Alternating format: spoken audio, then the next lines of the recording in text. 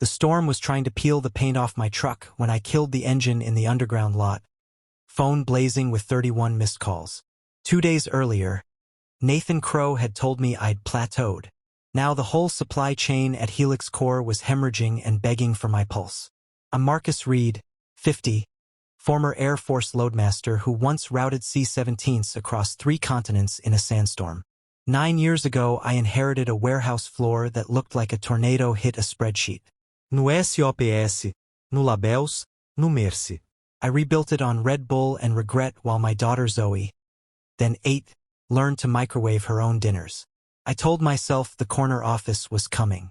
Came, just not for me. Nathan swept in 4 years later, all TED Talk cadence and 0 grease under his nails. He never learned the scanners because I kept every pallet dancing. What I didn't clock was that Nathan's stepson, Landon, 24, Wharton diploma still warm, was already measuring the blinds for my window. The axe fell on a Wednesday. My deck, 41% on-time surge, 59% defect plunge, $11 million locked in from our whale client, Orion Steel. Nathan gave it 6 minutes, then closed the folder. We need disruption, Marcus. Landon starts as chief of supply next month. You'll be his Sherpa. Sherpa. Code for carry the gear. Take no credit. I saluted the way you do when the war's already lost. I'll prep his playbook Saturday.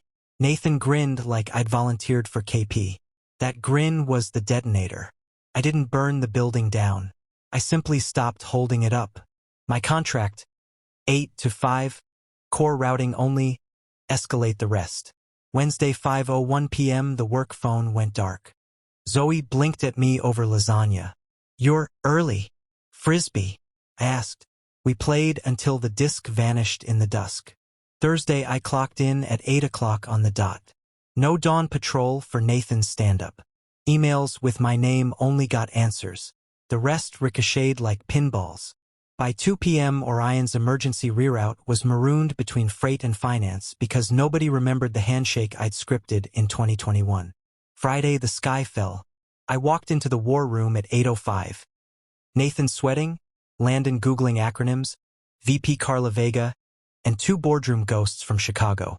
The projector bled red. Orion's rollout flatlining at 10 a.m. unless the data bridge was rebuilt.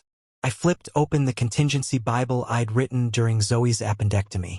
Page 83, Cascade 3.2.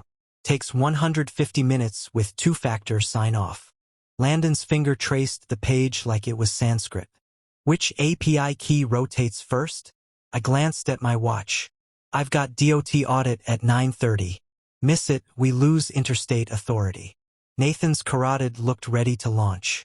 Marcus scrubbed the audit. Save Orion. Gladly, I said. If you'll initial the federal violation form. The room temperature dropped 10 degrees. Carla's voice cut the frost. Name your price, Marcus. Title matches scope. Double overtime after 5. Full cross-training mandate. And I leave at 3 p.m. Fridays for Zoe's swim meets. No exceptions. A Chicago suit smirked.